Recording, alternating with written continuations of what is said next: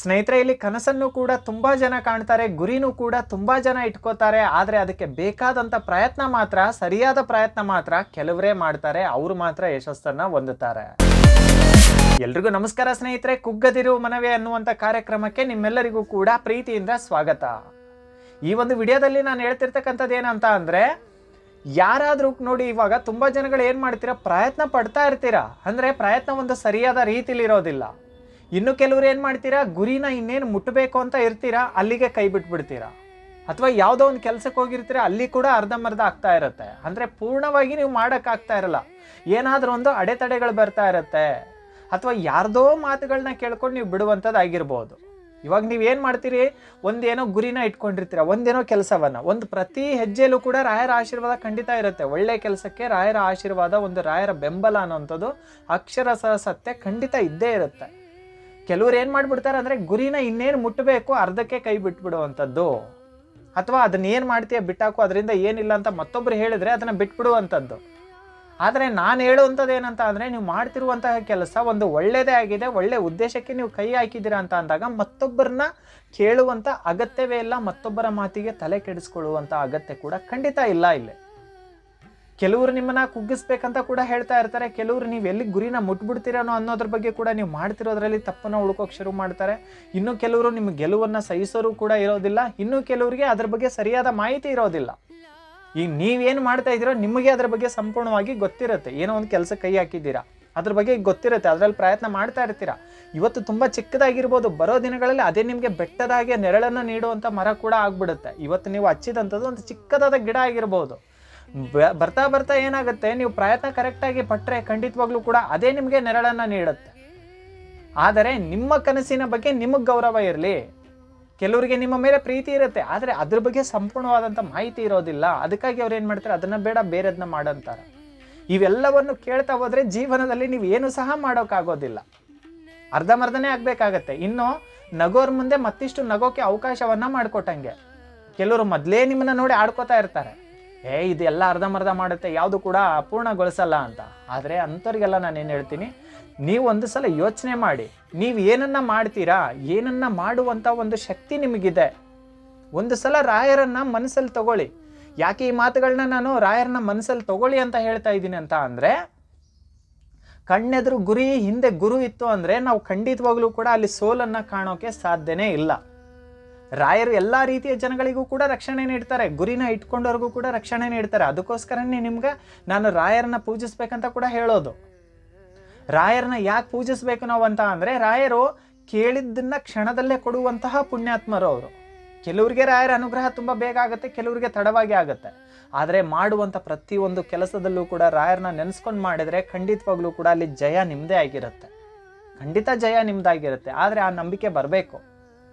ಇಲ್ಲಿ ಆತ್ಮವಿಶ್ವಾಸ, ಗುರಿ ಮುಟ್ಟೋಕೆ ಆತ್ಮವಿಶ್ವಾಸ, ಛಲ, ನಂಬಿಕೆ ಎಷ್ಟು ಮುಖ್ಯನೋ ರಾಯರ ಆಶೀರ್ವಾದ ಕೂಡ ಅಷ್ಟೇ ಮುಖ್ಯ. ಯಾಕಂದರೆ ರಾಘವೇಂದ್ರ ಗುರುಗಳು ನಮ್ಮ ಹಿಂದೆ ಇತ್ತು ಅಂದರೆ ನಮ್ಮ ಗುರಿನ ನಾವು ಖಂಡಿತವಾಗ್ಲೂ ಕೂಡ ಮುಟ್ತೀವಿ.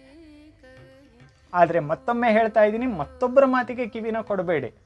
ಒಂದು ಸಲ ಯೋಚನೆ ಮಾಡಿ. ಯಾರಿಗೆಲ್ಲ ಕನಸುಗಳಿಲ್ಲ, ಕನಸುಗಳಿಲ್ದಿರೋ ಮನುಷ್ಯನೇ ಇರೋದಿಲ್ಲ, ಅಥವಾ ನೀವು ಏನು ಗುರಿನ ಯಾವ ದಾರಿಲಿ ಹೋಗ್ಬೇಕು ಗೊತ್ತಾಗ್ತಾ ಇಲ್ಲ ಅಂದರೆ, ಒಂದು ದಿನ ಕುತ್ಕೊಳ್ಳಿ, ರಾಯರೇ ನಾನು ಏನು ಮಾಡಬೇಕು ಜೀವನದಲ್ಲಿ, ನನ್ನ ಕುಟುಂಬಕ್ಕೆ ನಾನು ಏನೋ ಒಂದಾಗಿ ನಿಲ್ಲಬೇಕು. ನೀವು ಹೆಂಗೆ ಜಗತ್ತಿಗೆ ಬೆಳಕನ್ನು ನೀಡ್ತಾ ಇದ್ದೀರಲ್ಲ, ನನ್ನ ಕುಟುಂಬಕ್ಕೆ ನಾನು ಚಿಕ್ಕದಾದ ನೆರಳು ನೀಡಬೇಕು, ಅದು ನಿಮ್ಮ ಆಶೀರ್ವಾದದಿಂದ. ಒಂದು ದಾರಿನ ಕೊಡಿ, ಒಂದು ಗುರಿನ ಕೊಡಿ, ಯಾವ ದಾರಿಲಿ ನಾನು ಹೋಗಬೇಕು.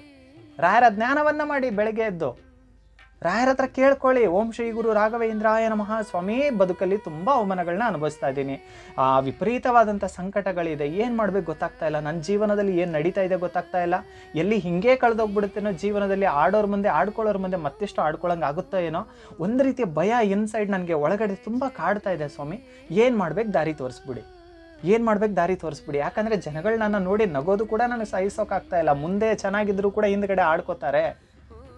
ಆದರೆ ನಾನು ಏನೋ ಒಂದು ಮಾಡಬೇಕು. ಈಗ ಹೆಂಗಾಗ್ಬಿಟ್ಟಿದೆ ಅಂದರೆ, ಒಂದು ರೀತಿ ನಾನು ಏನು ಮಾಡಿದರೂ ಕೂಡ ಜನ ತಪ್ಪಾಗಿ ನೋಡ್ತಾ ಇದ್ದಾರೆ ಅಂದ ತಕ್ಷಣ ನೀವು ಮಾಡಿದ್ದೆಲ್ಲ ತಪ್ಪೇ ಅಂತಲ್ಲ. ಕೆಲವರು ತಪ್ಪನ್ನು ಹುಡುಕೋಕಂತಲೇ ಕೆಲವರು ಇರ್ತಾರೆ.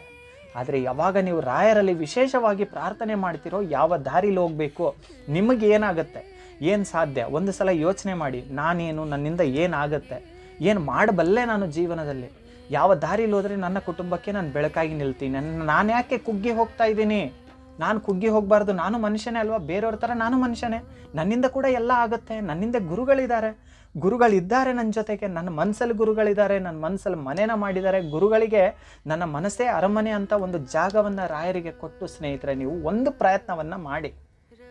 ಖಂಡಿತ ಹೇಳ್ತೀನಿ, ಇಷ್ಟು ದಿನ ನೀವು ಎಷ್ಟು ಕಣ್ಣೀರು ಹಾಕಿದಿರೋ ಅದೆಲ್ಲವೂ ಕೂಡ ಕಣ್ಣೀರನ್ನ ರಾಯರು ಒರೆಸಿ ಗೆಲುವನ್ನು ಕೊಡ್ತಾರೆ. ಆ ಗೆಲುವು ನಿಮ್ಮ ನಗುವಿಂದ ನಿಮ್ಮ ಪ್ರೀತಿನ ಬಯಸೋರು ಮನೇಲಿ ನಿಮ್ಮ ಕುಟುಂಬ ಅಂತ ಇರುತ್ತಲ್ಲ ಅವರಿಗೂ ಕೂಡ ನಿಮ್ಮ ಬಗ್ಗೆ ಗೊತ್ತಾಗುತ್ತೆ.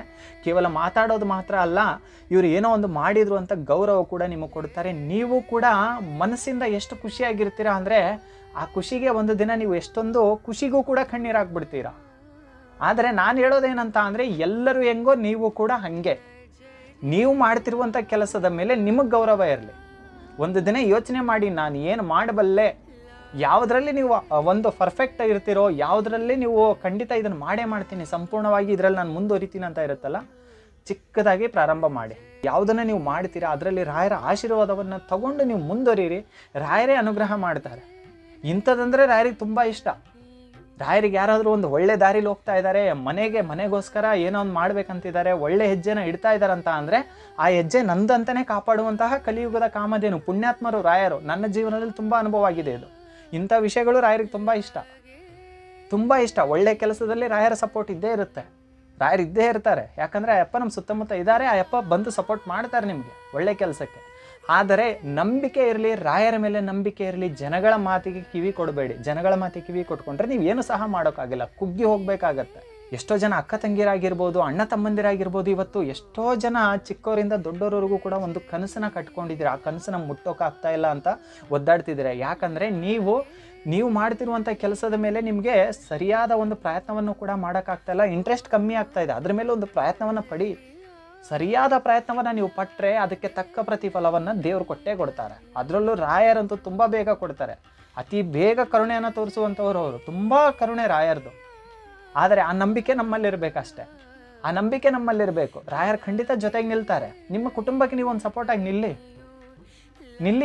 ನೀವು ಇಷ್ಟು ದಿನ ಹೆಂಗಿತ್ತೋ ಬೇಕಾಗಿಲ್ಲ. ಇವತ್ತಿಂದ ನಾನೇನು ಹೇಳ್ತೀನಿ ಅಂದರೆ, ಯಾರಿಗೆಲ್ಲ ಒಂದು ಕನಸಿರುತ್ತೋ, ಒಂದು ಛಲ ಇರುತ್ತೋ, ಒಂದು ಹಸಿವಿರುತ್ತೆ ನೋಡು, ಮುಖ್ಯವಾಗಿ ಹಸಿವಿರಬೇಕು, ಗೆಲುವಿನ ಹಸಿವಿರಬೇಕು. ನನ್ನ ಕುಟುಂಬಕ್ಕೆ ನಾನು ಏನಾದರೂ ಮಾಡಬೇಕನ್ನೋಂಥ ಒಂದು ಛಲ ಇರಬೇಕು, ಒಂದು ಒಳ್ಳೆಯ ಉದ್ದೇಶ ಇರಬೇಕು. ರಾಯರ ಹತ್ರ ಕೇಳ್ಕೊಳ್ಳಿ. ರಾಯರೇ ಅದೇ ವಾರ ಇದೇ ವಾರ ಅಂತ ನಾನು ಹೇಳ್ತಾ ಇಲ್ಲ, ಪ್ರತಿದಿನ ಮಾಡೋ ಕೆಲಸದಲ್ಲಿ ರಾಯರನ್ನ ನೆನೆಸ್ಕೊಳ್ಳಿ ನೀವು, ಆಯಿತಾ? ನೆನೆಸ್ಕೊಂಡು ಶುರು ಮಾಡಿ. ನೀವು ಖಂಡಿತ ಹೇಳ್ತೀನಿ, ರಾಯರ ದಾರಿ ತೋರಿಸ್ತಾರೆ, ನಿಮ್ಮ ಜೀವನವನ್ನೇ ಬದಲಿಸ್ತಾರೆ ರಾಯರು. ಅಷ್ಟೊಂದು ಶಕ್ತಿ ರಾಯರಿಗಿದೆ. ರಾಯರಿಗೆ ಮುಕ್ಕೋಟಿ ದೇವಾನುದೇವತೆಗಳ ಆಶೀರ್ವಾದ ರಾಯರಿಗಿದೆ ಅಂದಮೇಲೆ, ಗುರುವಿನ ಆಶೀರ್ವಾದ ನಿಮ್ಗಾಯಿತು ಅಂದಮೇಲೆ ಖಂಡಿತವಾಗ್ಲೂ ಹೇಳ್ತೀನಿ, ನೀವೇನು ಅಂತ ತೋರಿಸುವಂಥ ಸಮಯ ಅದು. ಅಂದ ತಕ್ಷಣ ನೀವೇನು ಆಡಂಬರದ ಜೀವನ ನಡೆಸಿ ಅಂತ ನಾನು ಹೇಳ್ತಾ ಇಲ್ಲ. ರಾಯರು ನಡೆಸ್ತಾರೆ ನಿಮ್ಮನ್ನು. ಹೆಂಗೆ ಕರ್ಕೊಂಡು ಹೋಗ್ಬೇಕು ರಾಯರಿಗೆ ಗೊತ್ತಿದೆ ಅದು, ಆಯಿತಾ? ಏನು ನೋವನ್ನು ಪಟ್ಟಿದ್ದೀರಾ, ಏನು ಅವಮಾನಗಳನ್ನ ಪಟ್ಟಿದ್ದೀರಾ, ನಿಮಗೆ ಯಾರು ಅವಮಾನ ಮಾಡಿದ್ದಾರೆ, ನಿಮ್ಮ ಮನೆ ಪರಿಸ್ಥಿತಿ ನೋಡಿ ಯಾರೆಲ್ಲ ಆಡ್ಕೋತಾ ಇದ್ದಾರೆ, ಎಲ್ಲ ಕೂಡ ಇಂಚಿಂಚಾಗೂ ಕೂಡ ರಾಯರ ಹತ್ರ ಹೋಗಿ ಮುಟ್ಟಿದೆ. ಅದು ನಿಮ್ಮ ಕೂಗು, ನಿಮ್ಮ ಕಣ್ಣೀರು ರಾಯರ ಹತ್ರ ಮುಟ್ಟಿದೆ, ಆಯಿತಾ? ನಿಮ್ಮ ಮನೆಗೆ ನೀವೇ ಯಾವುದದು ಹೆಮ್ಮರವಾಗಿ ಬೆಳೆದು ನಿಲ್ತೀರಾ. ರಾಯರನ್ನ ನಂಬಿದಿರಂತ ಅಂದರೆ ನಿಮಗೆ ರಾಯರೇ ಒಂದು ಶಕ್ತಿ, ರಾಯರೇ ಒಂದು ಬೆಳಕು, ರಾಯರೇ ಒಂದು ನಂಬಿಕೆ, ರಾಯರೇ ಛಲ, ಆಯಿತಾ? ಮನಸ್ಸಲ್ಲಿ ರಾಯರನ್ನ ಸಂಪೂರ್ಣವಾಗಿ ತುಂಬಿಕೊಳ್ಳಿ ನೀವು. ನನ್ನೊಂದಿಗೆ ರಾಯರಿದ್ದಾರಪ್ಪ, ನಾನು ಯಾವುದಕ್ಕೂ ಕೂಡ ಎದುರಲ್ಲ. ಇನ್ಮೇಲೆ ನಾನೊಂದು ಗುರಿನ ಇಟ್ಕೊಂಡು ಮುಂದೆ ಹೋಗ್ತೀನಪ್ಪ. ಇಷ್ಟು ದಿನ ಏನಾಯಿತೋ, ಈ ಕ್ಷಣಕ್ಕೆ ಏನಾಯಿತೋ ಬೇಡ. ಇನ್ಮೇಲೆ ರಾಯರೇ, ನಾನು ಇನ್ಮೇಲೆ ಹೊಸ ಜೀವನ ಶುರು ಮಾಡ್ತೀನಿ. ನನ್ನ ಕಷ್ಟಗಳು ಏನು ಸಾಲದ ಬಾಧೆ ಇರಲಿ, ಏನೇ ಇರಲಿ, ಎಲ್ಲವನ್ನು ಕೂಡ ತೆಗೆದಾಕು ನನ್ನಪ್ಪ. ಪ್ರಯತ್ನ ಪಡ್ತಾ ಇದ್ದೀನಿ. ಪ್ರಯತ್ನ ಪಡದೆ ರಾಯರು ಕೊಡೋದಿಲ್ಲ. ನಾನು ಮತ್ತೊಮ್ಮೆ ಹೇಳ್ತಾ ಇದ್ದೀನಿ, ಪ್ರಯತ್ನ ನಿಮ್ಮದು, ಫಲ ದೇವರದು ಅಂತಾರಲ್ಲ, ಅದೇ ಸತ್ಯ, ಆಯಿತಾ? ಪ್ರಯತ್ನ ನಿಮ್ಮದು. ಮಾಡೋ ಕೆಲಸದಲ್ಲಿ ಯಶಸ್ಸನ್ನು ಕೊಡುವಂಥ ಜವಾಬ್ದಾರಿ, ಒಳ್ಳೆಯ ಕೆಲಸಕ್ಕೆ ಯಶಸ್ಸನ್ನು ಕೊಡುವಂಥ ಜವಾಬ್ದಾರಿ ಶ್ರೀ ಗುರು ರಾಘವೇಂದ್ರ ಸ್ವಾಮೀಜಿಗಳದು. ಯಾಕೆ ಜವಾಬ್ದಾರಿ ಅಂತ ಹೇಳ್ತಾ ಇದ್ದೀನಿ ಅಂದರೆ, ನಮ್ಮೆಲ್ಲರಿಗೂ ಕೂಡ ಪ್ರೀತಿಯ ಅಪ್ಪ ಅವರು, ಆಯಿತಾ? ನನ್ನಪ್ಪ ಅಂತ ಬಾಯಿ ತುಂಬ ಯಾಕೆ ಹೇಳ್ತೀನಿ ಅಂತ ಅಂದರೆ, ನಾವೆಲ್ಲರೂ ಕೂಡ ರಾಯರ ಮಕ್ಕಳೇ. ಒಬ್ಬ ತಂದೆಗೆ ಹೆಂಗೆ ತನ್ನ ಮನೆಯ ಜವಾಬ್ದಾರಿ ಇರುತ್ತೋ ಹಾಗೇನೆ ರಾಯರಿಗೂ ಕೂಡ ನಮ್ಮ ಜವಾಬ್ದಾರಿ ಇದೆ. ನಮಗೋಸ್ಕರನೇ ಆ ಸ್ವಾಮಿ ಇರುವಂಥದ್ದು. ಮುಂದೆ ಕೂಡ ಒಳ್ಳೇದು ಮಾಡ್ತಾರೆ. ದಿನೇ ದಿನೇ ರಾಯರ ಪವಾಡಗಳು ಕೂಡ ಹೆಚ್ಚಾಗ್ತಾ ಇದೆ. ರಾಯರು ಖಂಡಿತ ನಿಮ್ಮ ಮನೆಗೂ ಬರ್ತಾರೆ, ನಿಮ್ಮ ಮನಸ್ಸಲ್ಲೂ ಕೂಡ ಮನೆ ಮಾಡ್ತಾರೆ, ನಿಮ್ಮನ್ನು ಉದ್ಧಾರ ಕೂಡ ಮಾಡ್ತಾರೆ. ಯಾರೇ ನಕ್ಕಿರಲಿ, ಏನೇ ಮಾಡಿರಲಿ. ಆದರೆ ಯಾವತ್ತೂ ಕೂಡ ಮುಂದಿಟ್ಟಂಥ ಹೆಜ್ಜೆನ ಹಿಂದೆ ಇಡಬೇಡಿ. ಇನ್ಮೇಲೆ ನಿಮ್ಮ ಜೊತೆ ಗುರುಗಳು ಇದ್ದೇ ಇರ್ತಾರೆ, ಆದರೆ ಹಿಂದೆಜ್ಜೆ ಇಡಬೇಡಿ. ಒಂದು ಆತ್ಮವಿಶ್ವಾಸದಿಂದ, ದೈವ ಬಲದಿಂದ, ಗುರುಗಳ ಒಂದು ಆಶೀರ್ವಾದದಿಂದ ಮುಂದೆ ಹೋಗಿ. ಖಂಡಿತವಾಗ್ಲೂ ಕೂಡ ಆ ಗೆಲುವು ಕೂಡ ರಾಯರದೇ ಆಗಿರುತ್ತೆ. ನಿಮ್ಮನ್ನು ಸೋಲೋಕ್ಕೂ ಕೂಡ ಬಿಡೋದಿಲ್ಲ. ಗೆಲುವಿನ ಸಾರಥಿಯಾಗಿ ನಿಮ್ಮ ಜೊತೆಗೆ ಶ್ರೀ ಗುರು ರಾಘವೇಂದ್ರ ಸ್ವಾಮೀಜಿಗಳು ಜೊತೆಗಿದ್ದು ಕಾಪಾಡ್ತಾರೆ. ಯಾವತ್ತೂ ಕೂಡ ನಿಮ್ಮ ಮೇಲಿರುವಂಥ ನಂಬಿಕೆನ ಕಳ್ಕೋಬೇಡಿ, ರಾಯರ ಮೇಲಿರುವಂಥ ಭಕ್ತಿನ ಕಳ್ಕೋಬೇಡಿ. ನಿಮ್ಮ ಕೆಲಸದ ಮೇಲೆ ನಿಮಗೆ ಗೌರವ ಇರಲಿ, ಅದು ಯಶಸ್ಸನ್ನು ತಂದು ಕೊಟ್ಟೇ ಕೊಡುತ್ತೆ. ಎಲ್ರಿಗೂ ಕೂಡ ಒಳ್ಳೆಯದಾಗಲಿ.